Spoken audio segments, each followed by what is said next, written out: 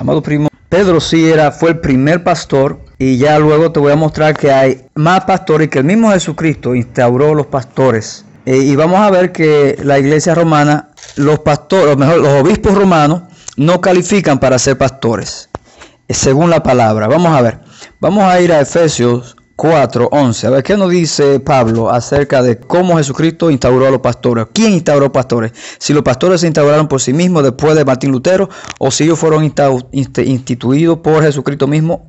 Inmediatamente se fue a través de sus apóstoles. Se dice, y Jesús mismo constituyó a unos apóstoles, a otros profetas, a otros evangelistas, a otros pastores y maestros. O sea, ahí está un ejemplo donde Jesús mismo fue quien instituyó a unos pastores, y empezó por Pedro. Claro, empezó por Pedro. Ahora vamos dice, a fin de perfeccionar a los santos para la obra del ministerio, para la edificación del cuerpo de Cristo. El cuerpo de Cristo es la iglesia, nosotros.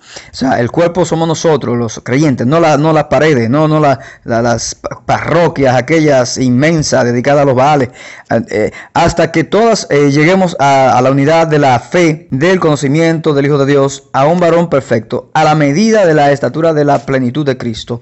Entonces vamos a ver cómo Pedro entonces viene y también menciona a los pastores. El primer pastor que Jesús lo eligió ahí mismo fue Pedro, ¿verdad?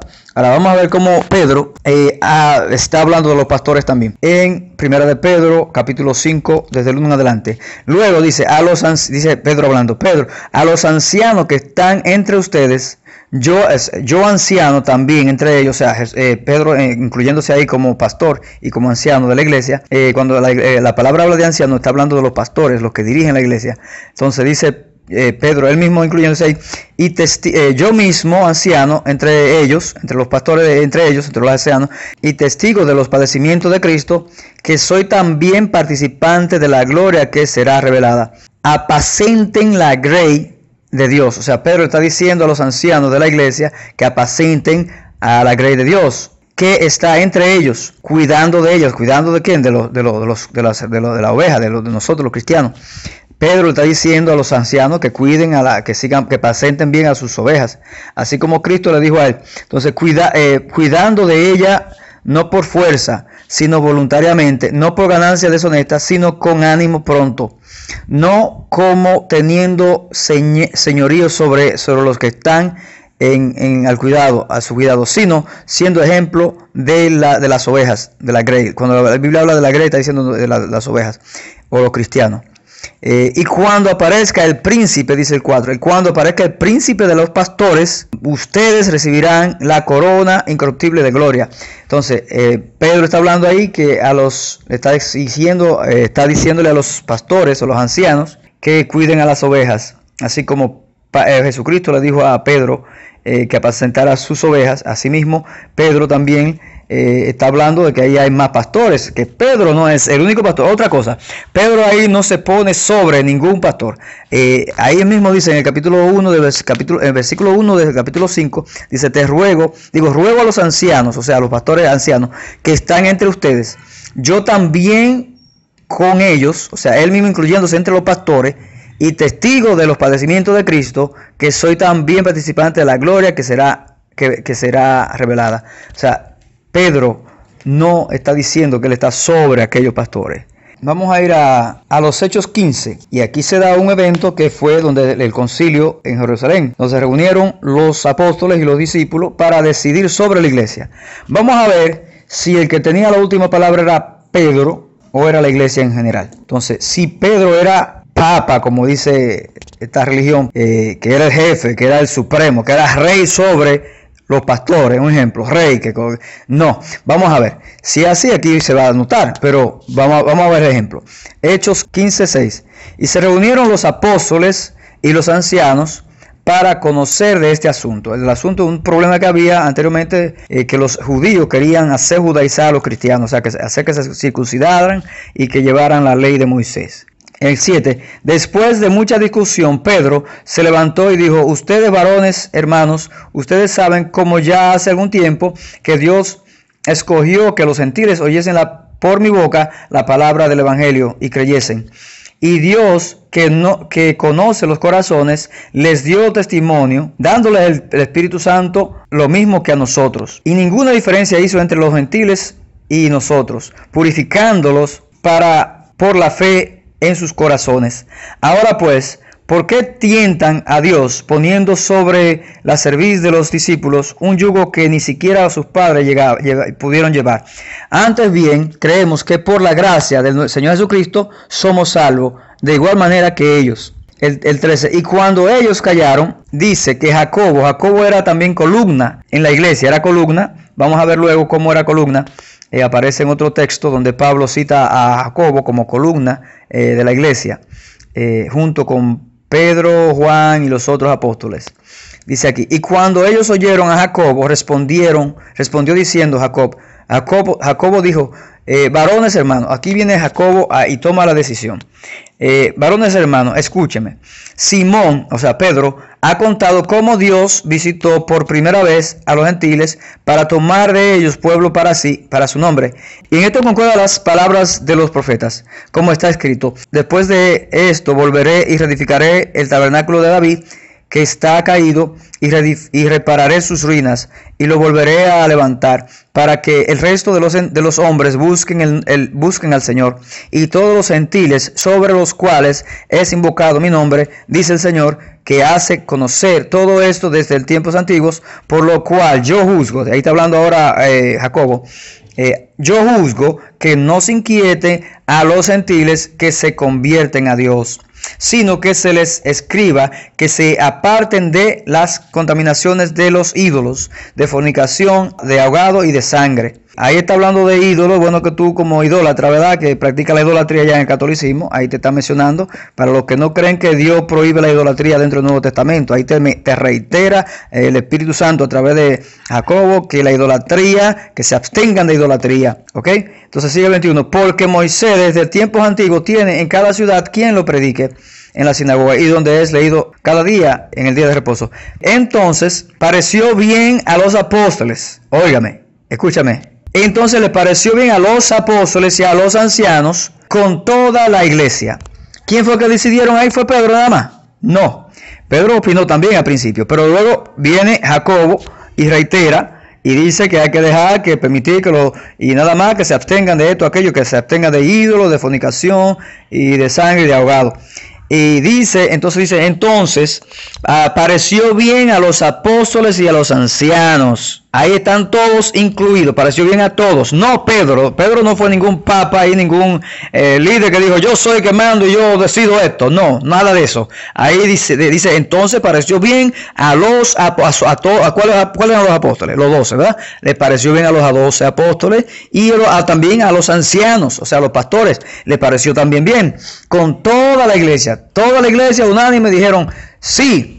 Entonces pareció bien a los apóstoles y a los ancianos con toda la iglesia elegir de entre ellos varones y enviarlos a Antioquía con Pablo y Bernabé, a Judas, que tenía por sobrenombre Barsabás, y a Silas, varones principales entre los hermanos, y escribir por conducto de ellos los apóstoles y los ancianos y los hermanos, a los hermanos de entre los gentiles que están en Antioquía y en Siria y en Sicilia saludan.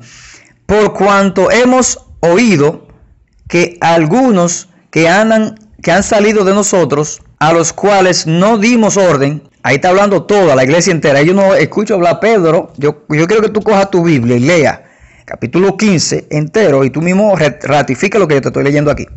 Entonces, aquí no veo a Pedro decidiendo, sino que es la iglesia entera. Dice la iglesia, o sea, los apóstoles, los ancianos y la iglesia entera, dice. Y les han inquietado con palabras, perturbando sus almas, mandando a circuncidarse y a guardar y que la ley de Moisés. Nos ha parecido, ahí está hablando la iglesia, no está hablando Pedro. Nos ha parecido bien, habiendo llegado a un acuerdo, elegir a varones y enviarlos a ustedes con nuestros amados Bernabé y Pablo, hombres que han expuesto su vida por el nombre de nuestro Señor Jesucristo. Así que enviamos a Judas y a Silas, los cuales también de la palabra os harán saber lo mismo, porque ha parecido bien al Espíritu Santo y a nosotros no imponerle ninguna carga más que estas cosas necesarias.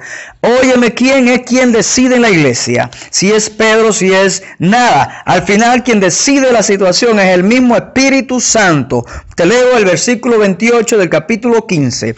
¿Quién es que decide en la iglesia? El Espíritu Santo, no el vicario, porque el vicario supuestamente de Cristo, que es el Papa, es un anticristo, ya que cuando él se llama vicario, está diciendo que él es, o que está ocupando el papel del Espíritu Santo, y eso es una blasfemia del mismo diablo, que si no se arrepiente, y aquellos que lo siguen se van a perder también. Dice aquí, porque ha parecido bien al Espíritu Santo de Dios y a nosotros los apóstoles y a la iglesia, o sea, los ancianos, no imponerle ninguna carga, más que estas cosas necesarias, y que se atengan de sacrificio a los ídolos. Entonces, así pues, está claro que Pedro no era ningún papa. Quien decide en la iglesia es el Espíritu Santo de Dios a través de los líderes de la iglesia, que son los apóstoles. En aquel tiempo eran los apóstoles y los ancianos.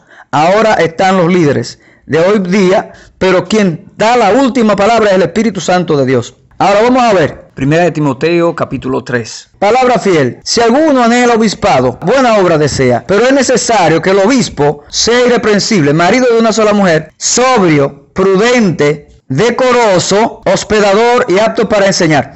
Óyeme, la palabra de Dios dice que los obispos necesitan ser maridos de una sola mujer, o sea que tienen que ser casados. Entonces yo quiero que tú me expliques por qué los sacerdotes no se casan, especialmente el Papa. ¿Por qué no se casan? Porque le han autorizado no casarse. Entonces, si tú me estás diciendo que los sacerdotes no se casan, ¿por qué ahora la Biblia te dice, te condena eso? Está exigiendo que los sacerdotes, que los pastores y los líderes de la iglesia sean casados.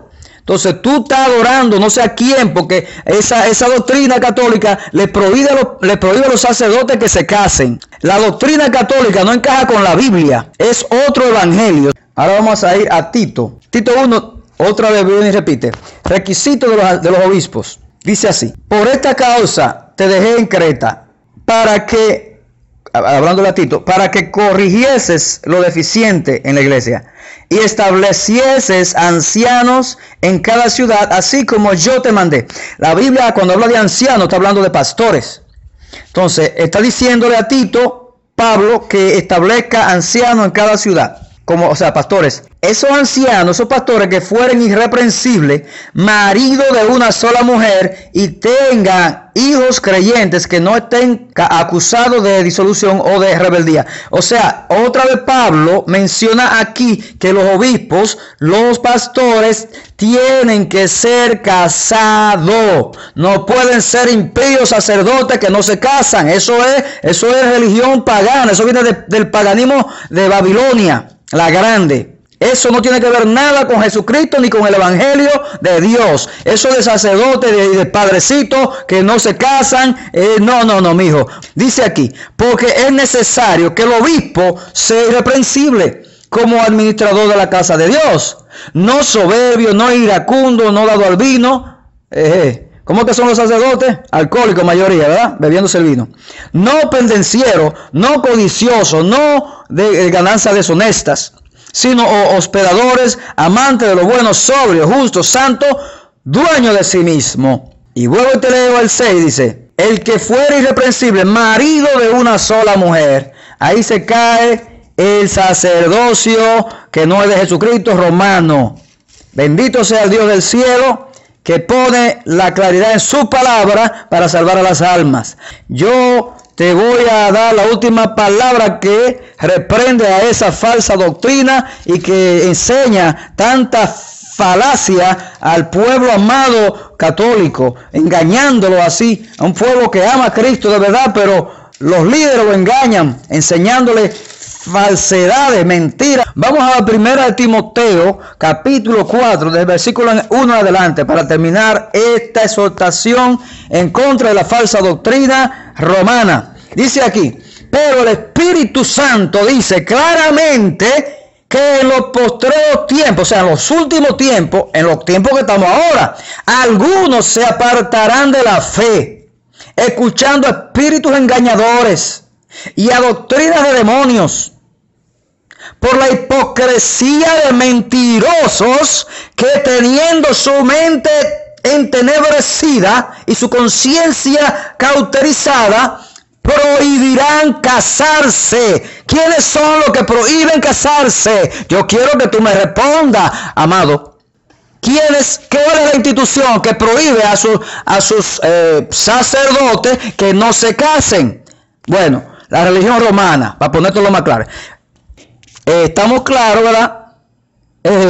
Los pastores de la iglesia de Jesucristo, todos son casados. La palabra exige que el pastor sea casado, que el obispo sea casado. Pero aquí volvemos y vemos que el Espíritu Santo dice, pero el Espíritu Santo claramente dice que en aquellos últimos tiempos vendrá una iglesia falsa a decirle a los sus obispos que no pueden casarse. Pero ahí, ponte tu gorrito, por favor. Ese sombrero te queda muy bien. Así que, ¿de qué que tú me estás hablando? Los pastores, ya te probé todo eso, amado primo. Vamos a seguir con todas esas tantas cosas que te han enseñado mal. Tú no puedes prestar oído a esos mentirosos, porque las palabras que tú mencionas ahí son palabras literalmente del sacerdote Luis Toro y del otro mentiroso Rafael Díaz y del otro impío que se llama Fernando Casanova, que es lo mismo, Casademonio, Fernando el endemoniado. Tú no puedes escuchar a esa gente, mijo, porque esa gente te van a llevar a la perdición. Escúchala, vea la palabra de Dios. Ella es la que te va a llevar al cielo. Dice Jesucristo, escudriñad las escrituras, porque ellas son las que dan testimonio de mí, y en ellas es donde está la salvación. O sea, no abras tus oídos ciegamente a tanta mentira de Satanás, mi hijo. Es obvio, la mentira están ahí, literalmente. Coge la Biblia. Vamos a estudiarla a paso. Si tú quieres, nos juntamos para que estudiemos esto.